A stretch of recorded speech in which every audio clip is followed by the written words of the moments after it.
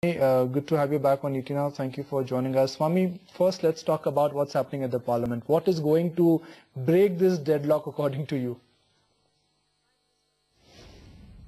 I do not think the deadlock will be broken until the closing few days of the session, if that. What we are seeing is political theatre.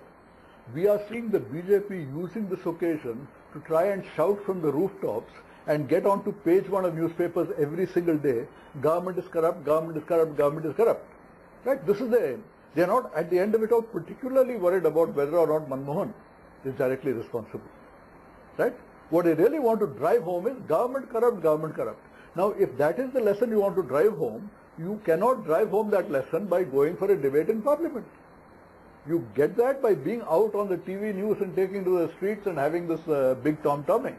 So that is what the BJP is attempting to do. The Congress in turn, all it can do is, the Congress does not have the guts to say, let the Speaker just expel all the BJP fellows and we will then go ahead with Parliament on our own. In almost any other country, that is the way things would carry on. We have an outrageous state of affairs where it is taken that no, all the MPs, you see, they are honorable men and therefore nobody can be expelled. In my youth, when I was young, I remember I used to see MPs, there was somebody called a sergeant at arms, and if a fellow had to be expelled, the sergeant at arms would go and they would catch hold of this erring MP and pull him, physically lift him and pull him out of Parliament.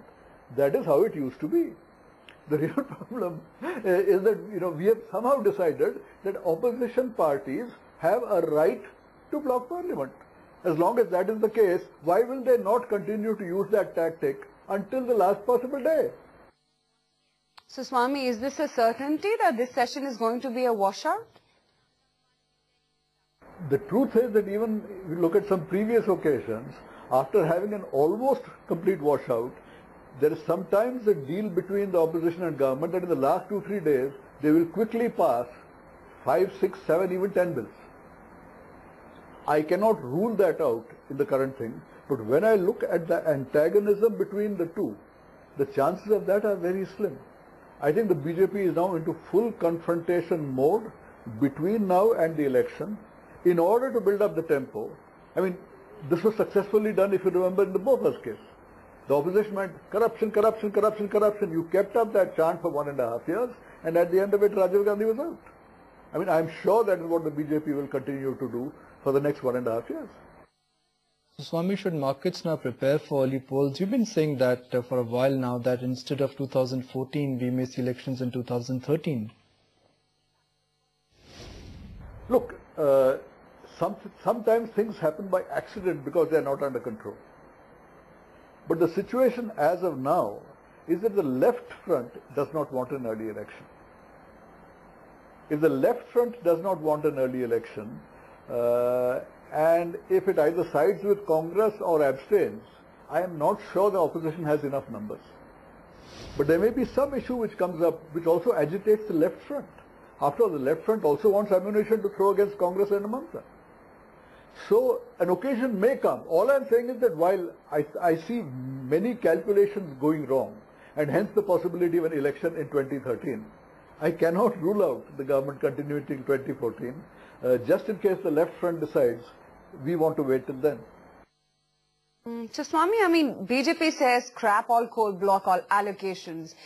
How feasible is that? Because in the 2G case, it was after all the Supreme Court that ordered cancellation of licenses. You see, when the government is capable of doing so many things with retrospective effect, it can surely do this also. So it is definitely within the powers of the government to cancel. On the other hand, as we are seeing, permission to get one single project cleared is taking 6 to 7 years before you can start production. The tragedy would be that if you had a cancellation and all the clearances got lost. If on the other hand, you say the clearances are there, we will merely change the owner and have a new auction, you might have it that way. And there would have to be compensation paid for all the costs incurred by the companies so far. On that basis, I think you could have a cancellation. So, Swami, how much is this political standoff going to dent India's image as an investment destination? We are living up to our image. I mean, our image is not particularly good, as you know. I mean, when it comes to minerals, not a single oil major is willing to bid for a single Indian oil contract saying you guys are completely arbitrary and capable of changing everything. That is our image. And we are living up to that image. So does it make the situation worse? No. I think we already have a reputation for this kind of thing. So, Swami, given this political logjam situation, do you think the government will have the stomach to take tough economic decisions? Because that is something that the market is waiting for. I really don't see the government focusing on that at all right now. They are focusing on damage control of all sorts. And at the end of it all, as somebody says, suppose the fiscal deficit is not controlled, what happens? And the answer is, things become tough. You are passing on the buck to the next government. And if you say this to Sonia Gandhi, she will say, what's the problem? I mean, why should I get into saving the next government? So what's next for India? A ratings downgrade? A ratings downgrade is a distinct possibility. On the other hand, see, you can be an optimist and say, everybody knows what India is. We aren't worse. It is not that there's no news and that suddenly India has become worse. We were like this. On the other hand, the other way of looking at it is, look, things are getting worse and a ratings downgrade can come. But if you go and tell Sonia Gandhi, do you know, unless you open up FDI in retail or unless you check the fiscal deficit, India might having a ratings downgrade. She will once again say, what's the problem? And your answer will be, do you know the stock market will fall? She will say, how do I care? You can say, inflows will fall in the future. She will say, but once again you're telling me that this is a problem for the next government. So when you look at the position of a government which has only a limited time left, under enormous pressure on the political side, how much time is it going to spend on doing long-term prudential policies? There will not be that much scope. And yet some things can go through. As I said, FDI in retail can surely go through. It does not require legislation. Those states that want to do it can do it, others will not do it. So some things like that can go through. I think what Chidambaram is going to focus on is as much disinvestment as possible to check the fiscal deficit. Many of the other things like abolishing diesel subsidies, I don't think it's going to happen. But yes, if you're aggressive and if you go out there, you can do a lot of disinvestment. There is this proposal to buy out Anil Agarwal in Balco and in Hindustan Zinc. That itself can get 20,000 crores. So I think Chidambaram's focus will be on using these other means to bring down the fiscal deficit rather than reforms. So Swami, final word, how should markets read into this political mess? Are they better off ignoring the political drama considering not much is going to come by way of reforms? No, I think there is nobody who will disagree saying that there are risks in India. There will be nobody who will disagree with the proposition that India is slowing down and there are some very deep structural problems arising out of the corruption scam and the policy paralysis. Nobody will disagree.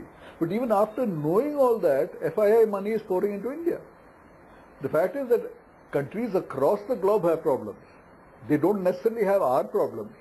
But again, we don't necessarily have their problems. On balance, after weighing everything, if so much foreign money is pouring in, you can say, okay, this is because of huge global liquidity, savings glut. You can give all those reasons. But if people look at Russia and they look at Brazil and they look at the other countries and say, Baba, with India, Watts and all is better than these places, then money is continuing to come in here. So I think from that point of view, you need not worry too much. The big question is, what's going to happen in Europe? Because if that goes downhill, you can have a crash. The big question equally is what happens to what happens if there's a downgrade of India? If all the pension funds that have invested in India have to quit, will this produce some kind of stampede? I think the answer to this would require some very detailed examination on to what extent pension funds are still invested in India. My personal inclination would be to think that all of them, on a prudential basis, must already have started exiting India in the last few months, because the scare is not something new. On the other hand, apparently there's an avalanche of new money coming in from Asia. So if there's new money from Asia which compensates for pension fund money going out in the USA, maybe the situation will not be too bad, even if we have a credit rating downgrade. All right, Swami. Pleasure as always. Thank you for your insights. It's interesting that the rally which started in late July